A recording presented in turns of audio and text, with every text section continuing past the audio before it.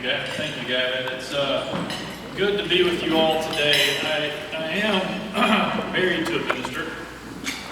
I am a third-generation preacher's kid. But one of the things I like to Rotary is that I feel like I've been to church, and so I feel like I can clip out of church at least for this Sunday. So I'm going to sleep in on Sunday morning. You do have to give a donation. Well, I do want to thank the Antonio community for being here. You have such wonderful elected officials who are true public servants in an era where we don't have public servants that rise to the level of leadership. And so we are grateful for all of the public servants who have risen to the level of elected leadership here in this community. You are a beacon of light and hope here in Texas, as well as around the country. I'm grateful to our superintendents who have chosen a career that has been fraught with difficulty. But as a parent of 3 young boys who are in public schools, I'm very grateful to your tireless efforts to make sure that we're creating an educated population and hopefully creating a population that's going to help move us into a direction of prosperity as a nation. I'm grateful to all the groups representing anti-hunger organizations here in the community. You're doing phenomenal work.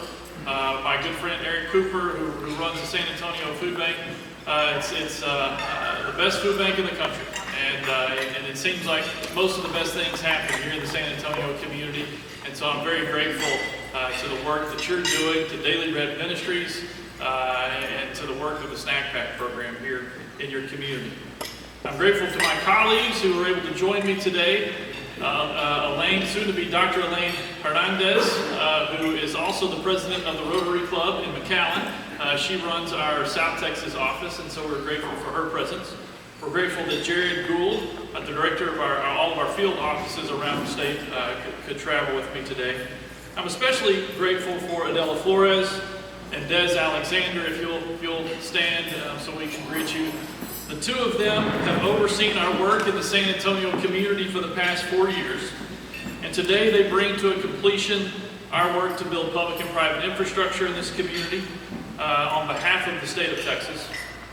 They have recruited and trained nearly 100 community-based organizations, a part of our community partner program. That as a state, we now have 1,400 community-based organizations that used to play the role that 99 state offices play. Not only is it more efficient, but we're able to provide wraparound services to low-income individuals and really contextualize case management, build stronger social networks, which we know leads not only to more food-secure households, but also helps reduce poverty. Not only have they done that, we now have 383 summer meal sites in San Antonio, serving more than 20,000 kids daily. We have more children accessing breakfast in school than ever before in this community, and it's much to the credit of these 2 courageous women. So let's do it.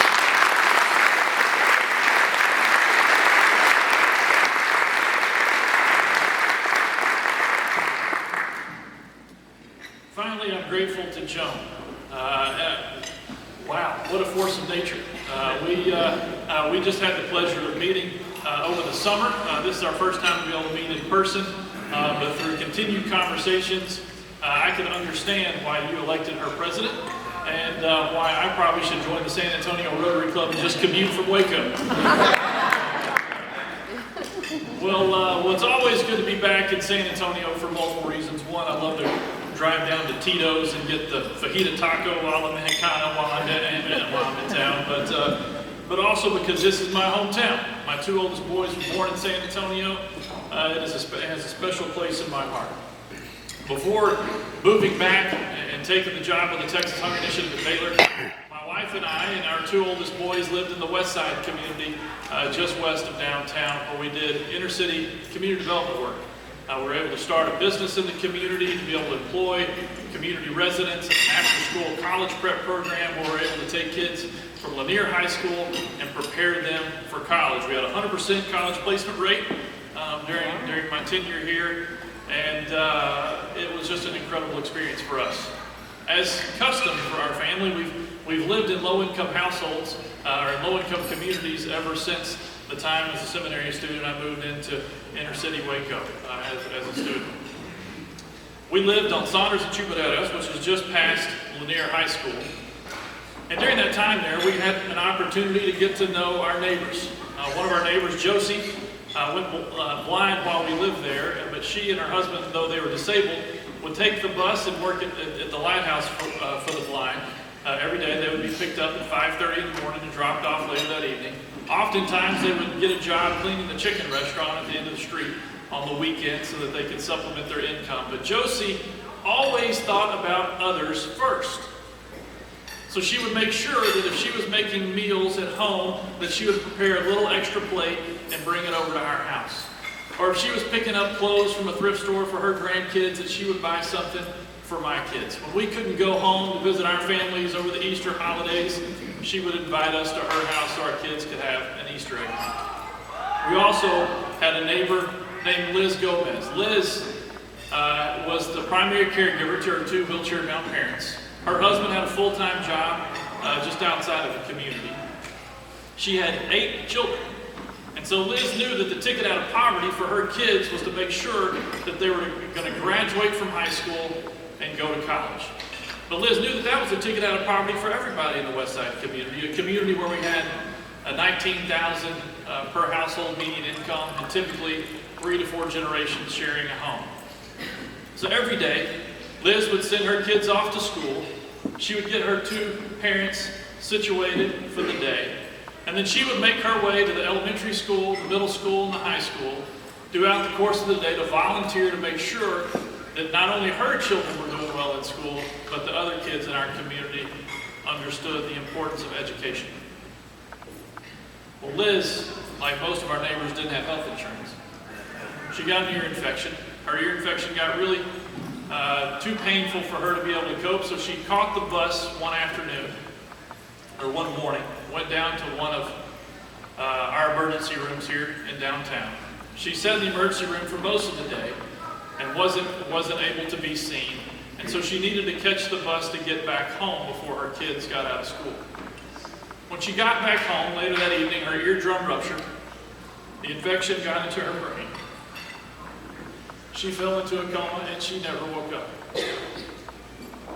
A day or so later, her husband and older boys were going door to door raising money in the neighborhood to pay for her memorial service. And I sat on the front porch with her husband, and he wept and he said, "What am I going to do? What am I going to do?" The realities of poverty are incredibly complex in our world right now. Unfortunately, they seem to be growing more complex. We have kids growing up in households not only without health care, family members who are desperately trying to put together as many jobs as they can to put food on the table. We have schools that are trying to keep up, though right now we spend, as Representative Bernal pointed out this week in a report, we spend twice as much money on our prisoners in the state of Texas as we do on our public school children. We spend more on one of our federal nutrition programs in the country than we do on all of public education put together. So our teachers and our superintendents are trying to do whatever they can to educate kids the best they possibly can. But we know how critical and important that is, and we know that our children and our low-income communities are oftentimes left behind. So not only do we have poverty today, but we're creating a generation of poverty for the future. Well, one of my coworkers, Doug McDurham, is director of our strategic initiatives, and he was a school social worker when he first got out of his Master of Social Work program. He told me that he was mentoring a student. His student was a junior in high school, and he said throughout the course of the year, his student really began to improve. His discipline problems decreased. He was getting to school on time and going to school every day. His grades began to improve across the board, and he felt like, as a social worker, he was doing his job. But towards the end of the school year, his student began to flunk his courses. He began to get in more trouble. He began to come to school late. And so Doug sat down with a student after school one day and he said, "What in the world is going on? You were doing so well." And the student told Doug, he said, "Well, I realized that if I can fail a couple of courses or get in trouble enough, I'll be required to go to summer school. And if I go to summer school, I'm guaranteed at least one meal a day for the entire month of June." He was literally trading his education for food. The prophet Isaiah warned us to share our food with the hungry and to provide the poor wanderer with shelter. Well, today, in the United States, we have 49 million Americans that are food insecure or at risk of hunger. 1 in 5 children across the country are considered food insecure. 1 in 4 in the state of Texas. And some of our counties south of San Antonio, it's nearly 1 in 2 children. We can do better than that. In Bexar County alone, 67% of our children in public schools are on the free and reduced lunch program. We've got a lot of work to do. I'm reminded of FDR's famous quote, "The test of our progress is not whether we add more to the abundance of those who have much. It is whether we provide enough for those who have too little." Well, what I'm happy to say is that when I was here in San Antonio, the agency that I worked for got asked to help out during Hurricane Katrina. I was asked to run medical special needs shelters during that time. If you remember images of those people in New Orleans stranded on that bridge that was surrounded by water, well, many of those individuals ended up coming to my shelter. One of them was an elderly woman in her mid-70s. She broke her hip in that evacuation process. By the time she got to San Antonio, the hospitals were full. And so we had to put a little hospital bed in a sea of army cots in a gymnasium on the south side of town. Well, she sat there for 3 days until we could get a doctor to come and visit. Whenever she needed to go to the restroom, myself and 3 other residents from New Orleans, evacuees, would pick up the 4 corners of her sheet and take her back and forth to the restroom. She was a resilient woman. I don't know that I heard her complain during that time period. What we learned during that process during Hurricane Katrina and then afterwards during Hurricanes Gustav and Ike, where the San Antonio community rallied together to make sure that we were as hospitable as we possibly could to our neighbors in need, is that if we work together across sector lines, that we can do a better, more efficient job of loving our neighbor as ourselves than we can if we try to do it from one industry or organization alone. So we began to partner.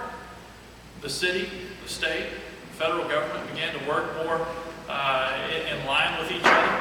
We seemed to develop a chain of command. Then we got the nonprofits and the business community, the faith community, all of us around a table together to begin to figure out who was doing what, where were they doing it, and how can we do it more efficiently. Well, we began to recognize when I was working there on the west side that, poverty is the same way. In my travels across the country with the commission, it's not that poverty on the west side was that unique.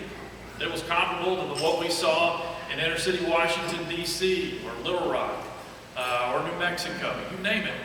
People are largely experiencing hunger and poverty for the same reasons in our country. And so we realized that if you're trying to address that issue purely as a local issue, it's like trying to address internal bleeding with a topical cream. It doesn't matter how much cream you put on your body, you're not going to stop the bleeding. You have to work on a federal, state, and local level simultaneously if you're actually going to eradicate the issue. And we learned through that process that we have to coalesce local communities across sectoral lines. And if we do that, magic happens. A couple of things happen. One, we began to get to know each other across ideological lines. We began to recognize that our sectors oftentimes can do a better job of loving our neighbor, of becoming socially responsible, whether we're in the corporate sector or the nonprofit sector. That faith communities play a critical role if they can be a part of the equation. What we did is we partnered with cities across the state, and we created what we call hunger-free coalitions. One of the first ones was in San Angelo, Texas. Actually, it was not one of our original pilot communities, but 2 women called me, Mary and Carol from Southland Baptist Church in San Angelo. And they called and they said, "Jeremy, can we, San Angelo, just closed down a couple of plants. We have a lot of hungry children. Is there any way that we can be a pilot community for THI? Back in the early days, and I said, I'm sorry, but we're full. Maybe next year or the year after. But these two persistent women would not get off the phone. And I was like, I was raised by women like this. I said, I'm in for a long conversation. And so they said to me, they said, listen, this is a dire need for us. And so I said, okay, why don't you do this? And I gave them an ad hoc community assessment to do that typically would take a community about a year to complete. Well, I thought I would get them off the phone, I wouldn't hear from them again, but 3 weeks later, they call me and they say, we've completed the assessment. Can we be a pilot community? And I think I just laughed and I said, you already are. So I drove to San Angelo and I spent time with the community. They had the congressman's office there. They had the mayor. They had the city council. They had the school district. They had the nonprofits, the churches. Everybody was already there. And they said, we've got a problem and we want to deal with it. So what they did is they identified churches that could provide, that had commercial kitchens that could make meals. Nonprofits said that in churches that were strategically located in low-income neighborhoods said, well, we'll be summer meal sites. The business community said, well, we'll pick up the meals and we'll deliver the meals. And once we deliver them, we're going to stay there with the children so that we can keep their minds and bodies active, because we know that's a critical importance in terms of their performance when school starts back. In one summer, they went from serving 1,000 meals to children to over 20,000 meals to kids. Well, now that community has begun to come together.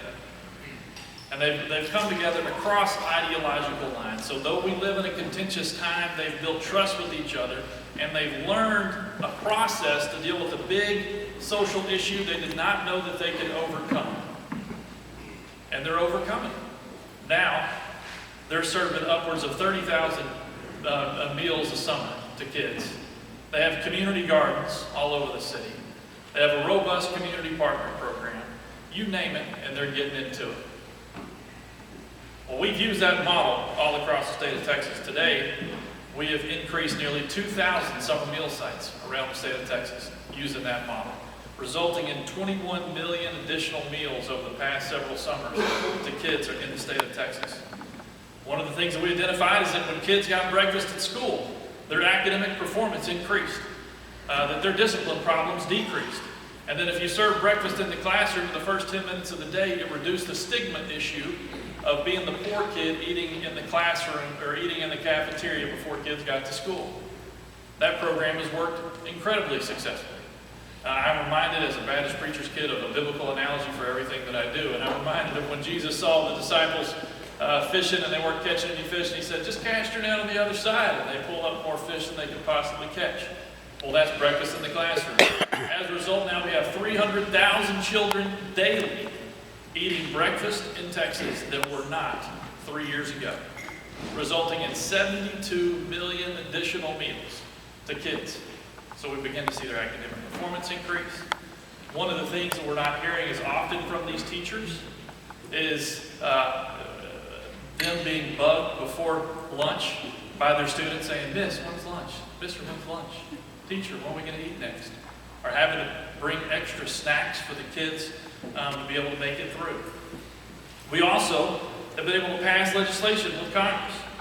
Michelle Obama has been a champion for the issue of obesity. But what people also don't realize is that my friend is a leading obesity scholar at Yale in the country, and she said that the #1 way to reduce childhood obesity, it's not just eating more vegetables, it's having access to 3 consistent meals a day for kids. Because obesity increases because kids oftentimes don't have access to food, and so they end up gorging when they do have access to food.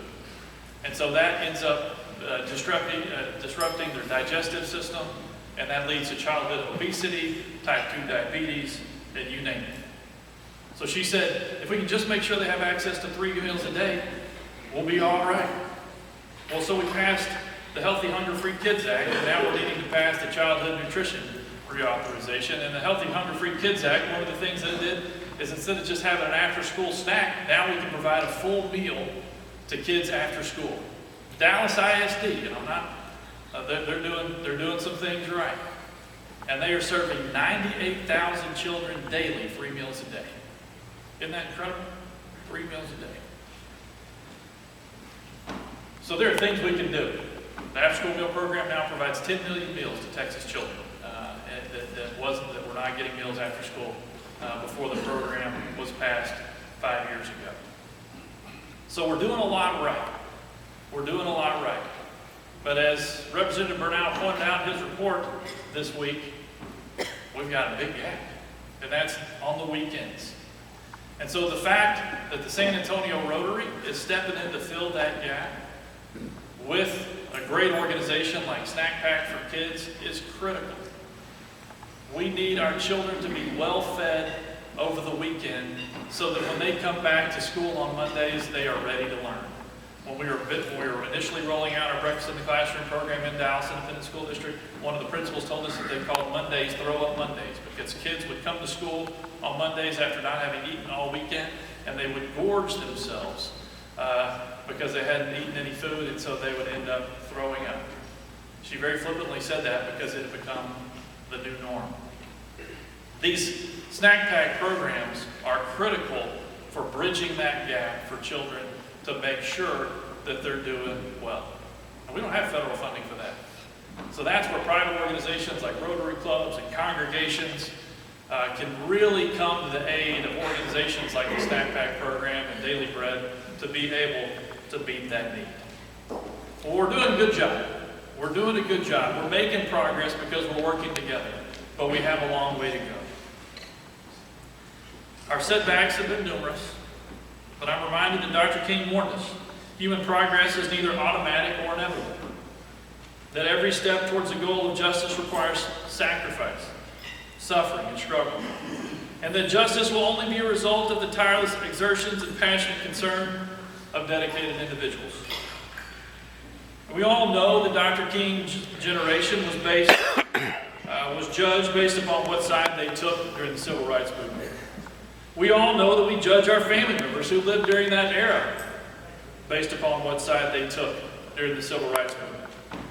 I know in my own family that many of them sided with the Birmingham police as they turned their fire hoses on those young African American children protesting in downtown Birmingham. But I also know that my grandfather, who was a Baptist minister in southern Arkansas at the time, was driving home one Wednesday evening after church with my father and grandmother when they came across the home of an African American family they knew well. There was a burning cross in their front yard. My grandfather pulled over.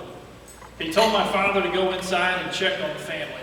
My father went in and saw that the parents were away at work and the children were left there by themselves, and they were scared to death, huddled in the back of the home. My grandfather went over to the cross and he put the flames of the cross out, and then he stood right on the edge of the yard as he peered across the street into the woods where he knew the Klansmen were hiding and watching what was going down. He yelled out, "Cowards! Cowards, come out. How can you use this symbol of love as a symbol of hate?" Whether we like it or not, that generation is judged based upon what they did or did not do to further the cause of civil rights. And likewise, we all know that history will judge us too, particularly those of us in this room who hold seats of power, by whether or not we further the cause of justice by spending ourselves on behalf of the hungry and poor in our nation and around the world. We all know that. My hope is that we will have the courage of Dr. King, whose steps towards a goal of justice require sacrifice, suffering, and struggle. And if we do, then may the prophet Isaiah's words be true in our life. That our light will rise in the darkness. Our night will become like the noonday. We will be like a well-watered garden, like a spring whose waters never fail. Your people will build the ancient ruins and will raise up the age-old foundations. You will be called a repairer of broken walls, the restorer of streets with dwellings, the ones who actually made America great again. Thank you.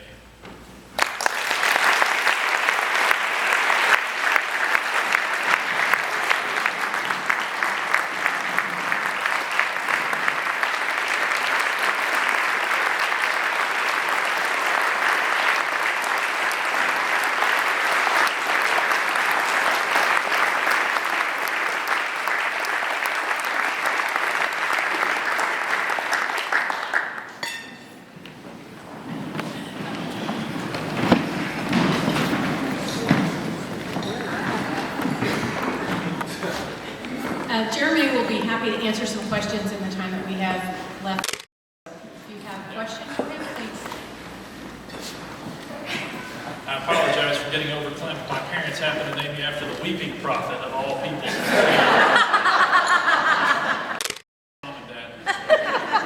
You can get that on camera. Does anybody have any questions or comments?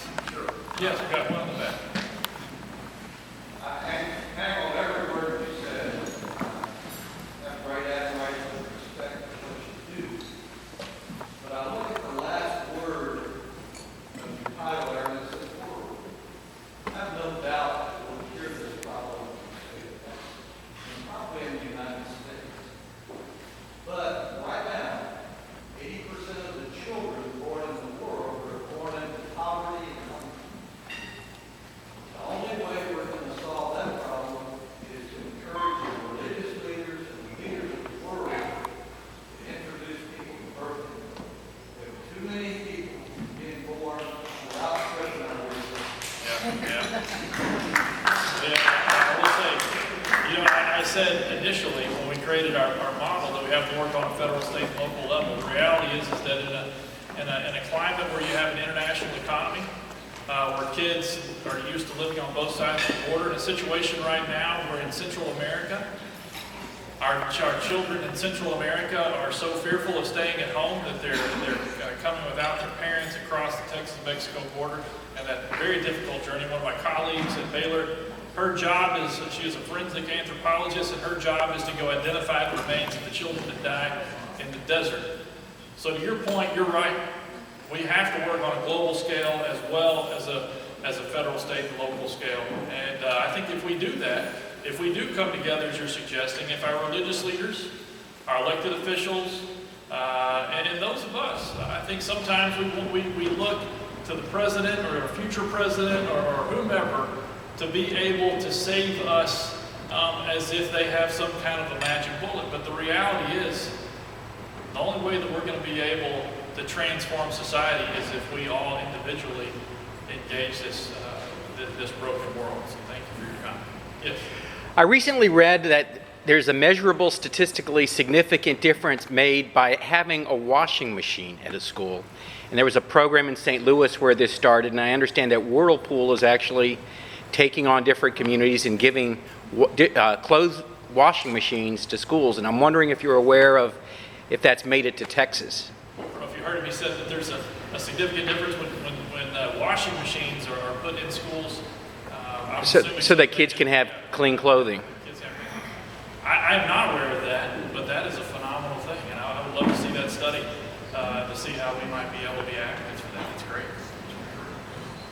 Yes, sir. How many towns in Texas, I guess, still got kids that are hungry on the weekend, and how do we, in this area, help with something like that? Yeah. So the question was, how many towns in Texas have kids that are hungry on the weekend? I wish I could say only 6 or 7, but the reality is it's in every county. It's in every city that we have in the state of Texas. And so that's why we have to work in all 254 counties. Now, some areas are more wealthy than others, but we know that in pockets all over, I mean, even in your school districts here in the community where you have the highest rates of affluence, you still have large percentages of children that are on the free and reduced lunch program. So the answer is unfortunately everywhere. So the reality is that it's going to require us all probably working for a generation to be able to tackle this issue comprehensively. So thank you for your question. Yes, sir. So what part of this do you teach these people to fish? Yeah, that's great. Well, that's my background. When I moved to the west side of San Antonio, Trinity Baptist had a little mission center. And the first thing I said, you don't put a mission center in a wealthy neighborhood because you assume that people can do it for themselves in a wealthy neighborhood. What I learned about the west side community is that all my neighbors were employed. It wasn't an issue of working hard and pulling themselves up by their bootstraps. Oftentimes it was an issue of wages. It was an issue of being able to put together a full-time job or full-time hours.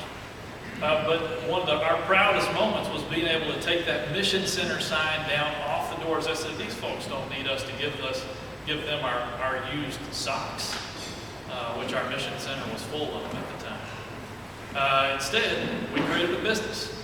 We needed employment opportunities. And so I think, to your point, what we can do and what the Rotary Club can do beyond just the issue of hunger is many of you are incredibly successful in the world of business. So what can thinking about, we had an organization relocate, a business relocate their call center to the west side community. That created 50 jobs in the neighborhood. It was cheaper rent than it was downtown. And so it was good for the business, but it was great for our community. So it's looking for opportunities for transformation like that so that we can provide people a gateway, an opportunity to get out of poverty. But really, from my perspective, this is what I tell our students, and I'm going to borrow a tagline from Congressman Castro, it's creating an infrastructure of opportunity. So what do we need to do to be able to create that pipeline so that people choose to get on it, that they can be successful? If they don't choose it, then that's their own freedom. But for us, how do we create that pipeline to make sure that if they want to, that they can be successful? And that's where it's going to take us all working together.